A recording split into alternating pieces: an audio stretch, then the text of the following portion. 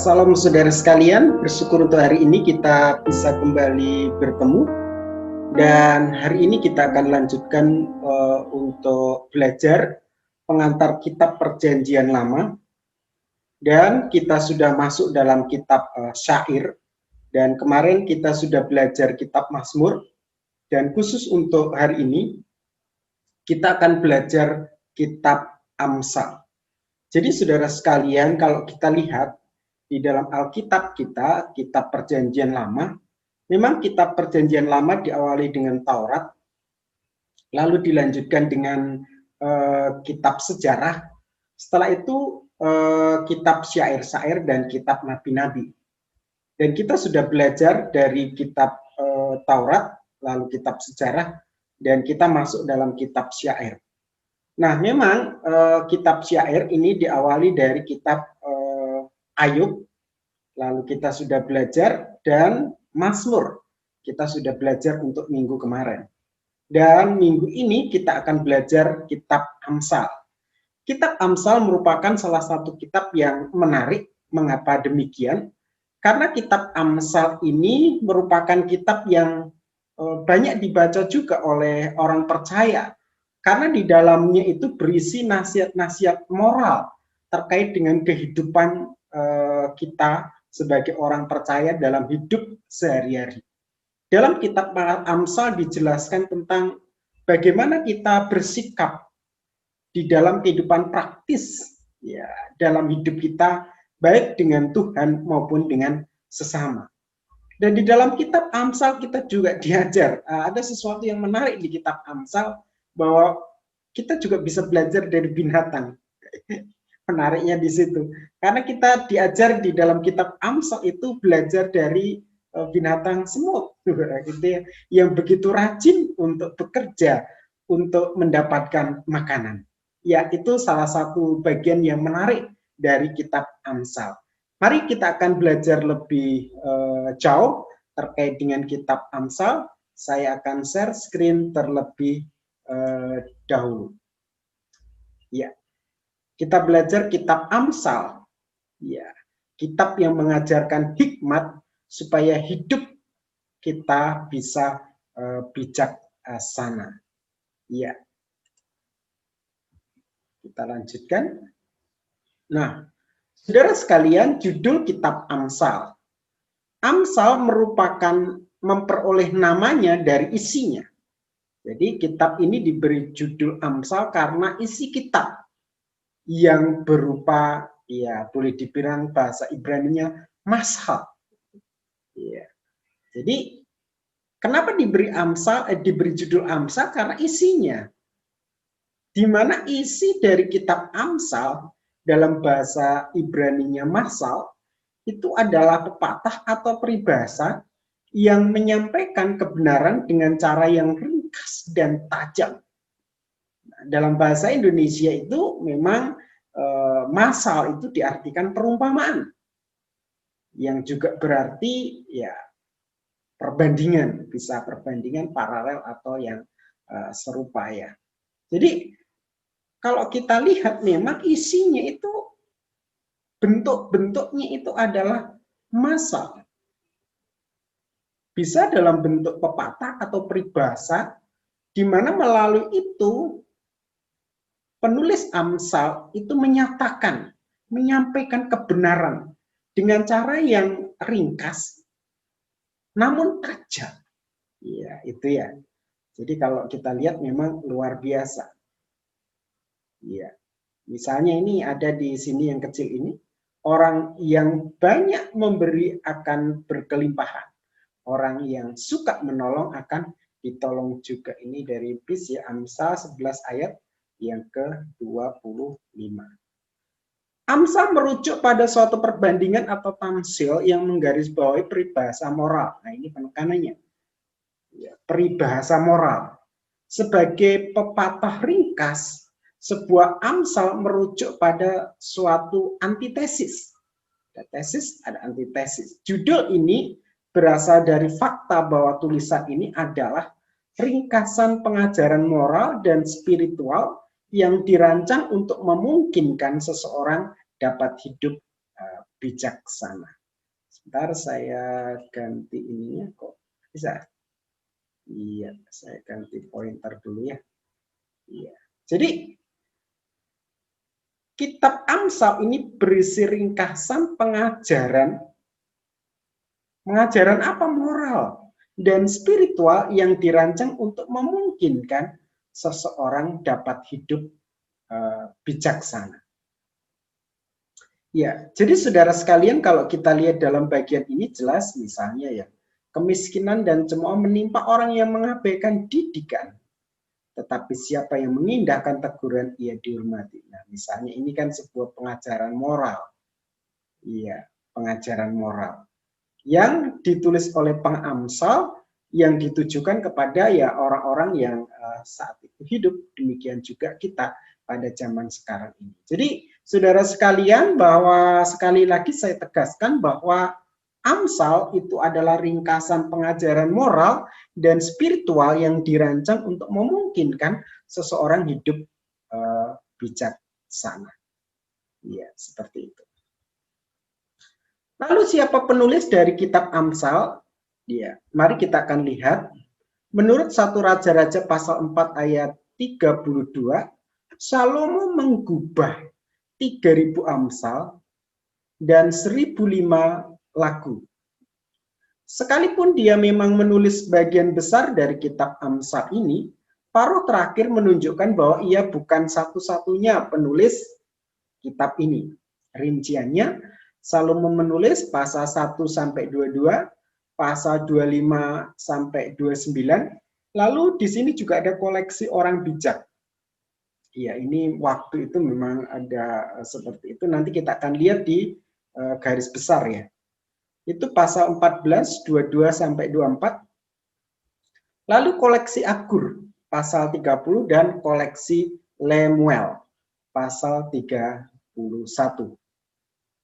Jadi kalau kita lihat di dalam bagian ini tidak hanya Salomo, tetapi ada beberapa orang yang memang menulis kitab Amsal ini. Ada Agur dan juga Lemuel, ya seperti ini. Nah, mari kita akan lihat dalam bagian ini. Ini adalah ya menggambarkan tentang atau menjelaskan tentang Salomo sebagai raja yang berhikmat. Nah, ini waktu menyelesaikan persoalan tentang perebutan ya seorang ibu terkait dengan seorang anak ya. Ya, seperti ini. Lalu ini ada Ratu Seba yang datang. Karena memang waktu itu Salomo terkenal dengan hikmatnya yang luar biasa. Sehingga begitu banyak orang datang dan belajar di sana. Tahun penulisan. Sebagai kitab hikmat, Amsal bukanlah sebuah kitab sejarah, tetapi lebih kepada hasil karya ya, sekolah hikmat dalam konteks ini di Israel. Amsal-Amsal Salomo ditulis sebelum wafatnya di tahun 931 dan koleksinya disimpan ya para juru tulis Raja Hizkia sekitar tahun 700 sebelum Masehi. Sedang Amsal yang lain ditulis sekitar tahun-tahun tersebut, sehingga ini hanya perkiraan-perkiraan. Ya, jadi saudara sekalian memang berbicara tentang kata-kata hikmat, memang Salomo adalah raja yang boleh dibilang paling berhikmat karena dia memiliki hikmat yang luar biasa. Walaupun begitu sebenarnya di dalam konteks ini Israel pada waktu itu juga ada kata-kata hikmat lain. Ya, oleh karena itu ada namanya koleksi-koleksi. Nanti kita akan lihat di garis besar. Ya, jadi tulisan-tulisan Amsal Salomo itu memang ditulis dan di dalam bagian ini memang dikoleksi oleh juru tulis Raja Hizkia. Ya. Dikumpulkan, disimpan dari semuanya itu dan akhirnya ya nantinya akan dibukukan menjadi kitab Amsal. Nah, selain tulisan Salomo memang ada koleksi-koleksi Amsal yang lain, khususnya tentang orang-orang berhikmat, lalu ada koleksi Agur, koleksi Lemuel, ya seperti itu. Dan ya ini hanya perkiraan bahwa semuanya itu ditulis sekitar tahun ya masa hidup dari Salomo ya. Dan sampai sesudah itu kayaknya karena Salomo meninggal 931 sebelum Masehi ya. Iya, seperti itu. Sehingga ini hanya perkiraan-perkiraan saja untuk tahun penulisan kitab Amsal. Nah, mari kita akan lihat di sini, ini adalah sejarah bangsa Israel khususnya raja. Raja pertama orang Israel adalah Saul, lalu Saul digantikan oleh Daud. Daud digantikan oleh Salomo. Jadi ini boleh dibilang raja-raja Israel pada waktu itu. Nah, pada zaman Salomo inilah bangsa Israel berkembang dan ya Salomo menjadi raja yang boleh dibilang terkenal dengan hikmatnya sehingga banyak orang datang untuk belajar di sana. Tujuan penulisan kitab Amsal dapat diketahui melalui pemunculan kata untuk di bagian prolog pasal 1 ayat 1 sampai 7. Di mana dalam pasal 1 ayat 1 sampai 7 dijelaskan bahwa tujuan kitab Amsal yang pertama untuk mengetahui hikmat dan didikan, untuk mengerti kata-kata yang bermakna. Ya, itu yang pertama. Lalu yang kedua, untuk menerima didikan yang menjadikan pandai serta kebenaran, keadilan, dan kejujuran. Ini memang banyak nasihat-nasihat tentang hidup, ya, di mana melalui hikmat itu mendidik kita untuk menjadi pandai dalam kebenaran, keadilan, dan kejujuran. Yang ketiga, untuk memberikan kecerdasan kepada orang yang tak berpengalaman dan pengetahuan serta kebijaksanaan kepada orang yang muda. Yang keempat, untuk mengerti Amsal dan ibarat perkataan dan teka-teki orang bijak. Ya, itu tujuan penulisan dari kitab Amsal. Ya, secara umum memang sebenarnya beberapa buku yang saya baca bahwa tujuan kitab Amsal, ya melalui kitab Amsal kita bisa belajar ya tentang arti hidup dan belajar tentang bagaimana kita hidup. Karena di dalam kitab Amsal itu berisi ya boleh dibilang ajaran-ajaran, boleh dibilang pedoman-pedoman hidup yang bisa dijadikan pedoman untuk kita hidup berkenan kepada Allah. Dalam arti di dalam bagian ini supaya kita bisa hidup menjadi orang yang bijak sana seperti itu. Tema dari kitab Amsal yaitu hikmat untuk hidup melalui pengajaran khusus dalam setiap persoalan hidup. Di mana dalam kitab Amsal dibahas begitu banyak tema-tema persoalan hidup dan kitab Amsal memberikan pengajaran khusus bagaimana kita hidup di dalam kehidupan kita. Ya. Persoalan apa yang ada di dalam kehidupan kita? Misalnya di sini ada kebebalan. Di situ ada nasihat-nasihat, dosa, kebaikan, kesehatan, kemiskinan, lidah, kesombongan, kerendahan hati, keadilan, keluarga, dendam, perselisihan, keserakahan, kasih, kemalasan, sahabat, kehidupan, dan kematian. Tidak ada kitab lain selain Amsal yang lebih ringkas dalam menyampaikan hikmat hidup sehari-hari. Karena memang Amsal itu kan berisi sebuah boleh dibilang pengajaran ringkas mengenai ya bagaimana kita hidup. Dan di dalam kitab Amsal itu dalam menyajikan pengajarannya itu begitu praktis. Karena memang sesuai dengan ciri khas dari ya, sastranya Amsal. Ya. Sebagai sebuah peribahasa. Di mana melalui itu para penulis Amsal bisa menyampaikan nasihat-nasihat terkait dengan ya kehidupan orang percaya. Bagaimana orang percaya hidup dan menjadi orang yang bijaksana. Salah satu yang menjadi menarik di kitab Amsal itu adalah ajaran tentang takut akan Tuhan adalah awal dari hikmat. Pasal 1 ayat 7 dan pasal 9 ayat 10. Ya, absennya takut akan Allah menuju kepada kebebalan, hidup tanpa kendali. Iya, kalau kita tidak takut akan Allah, ya, di situ diajarkan bahwa akan menuju kepada kebebalan, kesesatan hidup. Takut akan Tuhan artinya berdiri takjub karena karakternya dan kekuasaannya yang kudus. Pada saat bersama Amsal menunjuk bahwa hikmat sejati mengarahkan pembaca pada takut akan Tuhan. Ya, jadi takut akan Tuhan itu bukan seperti takut kepada mungkin ya setan atau apa ya. Tetapi takut akan Tuhan itu takut keagungan. Bagaimana kita begitu menyadari bahwa Allah kita itu Allah yang luar biasa. Sehingga pada saat kita tahu bahwa Allah kita itu Allah yang luar biasa, kita takjub akan karakternya, akan kuasanya, kemahaannya, kemaha kudus dan semua. Dan melalui hal itu kita akan taat kepadanya. Iya, itu ya, ketaatan yang didasari karena takut akan Allah. Sehingga ini menjadi sesuatu hal yang boleh saya bilang luar biasa di dalam konteks ini. Ya, saudara sekalian, mari kita akan lanjutkan untuk ayat emas. Ayat yang menjadi sesuatu yang menarik itu Amsal 8, yaitu berbicara tentang hikmat, di mana hikmat dipersonifikasikan sebagai spirit ru'ah dan hikmat hokmah. Ia diciptakan, ia tidak diciptakan.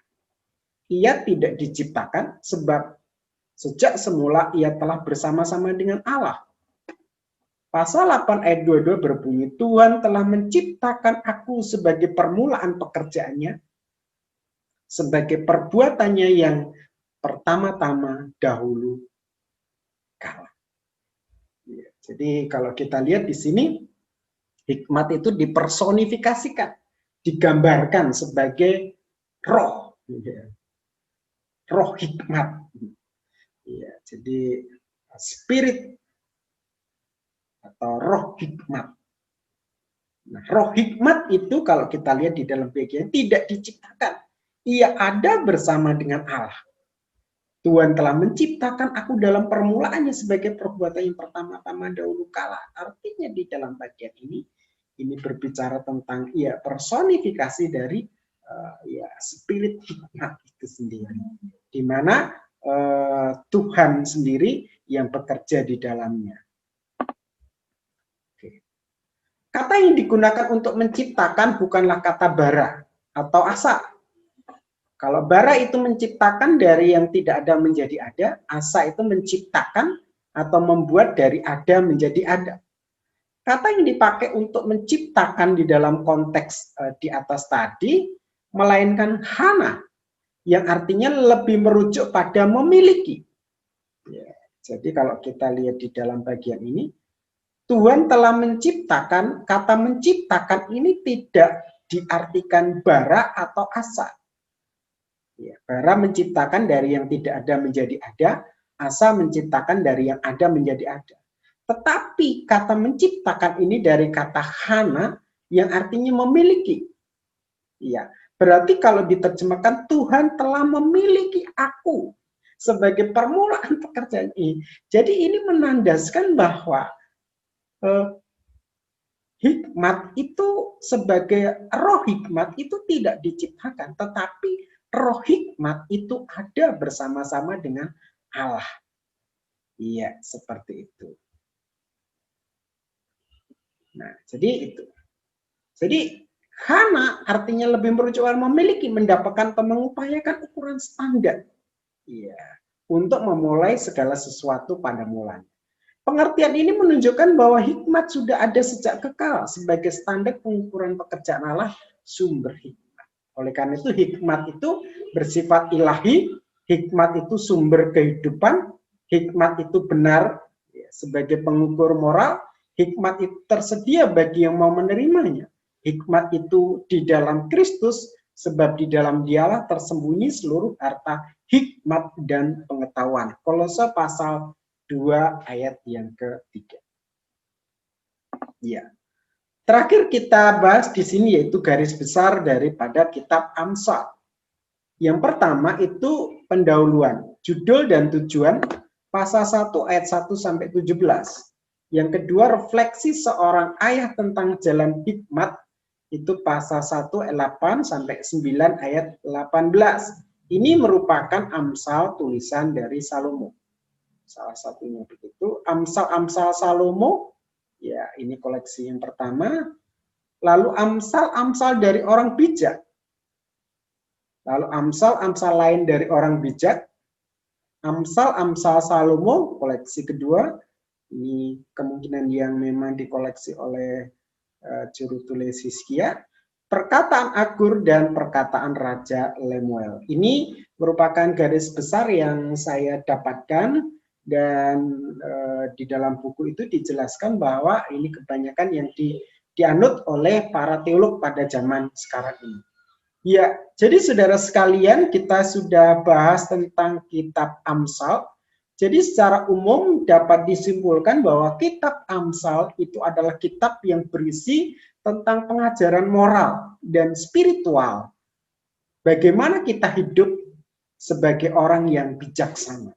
Melalui kitab Amsal, ya, Tuhan mengajarkan supaya kita hidup takut akan Tuhan. Iya, begitu. Hidup takut akan Tuhan.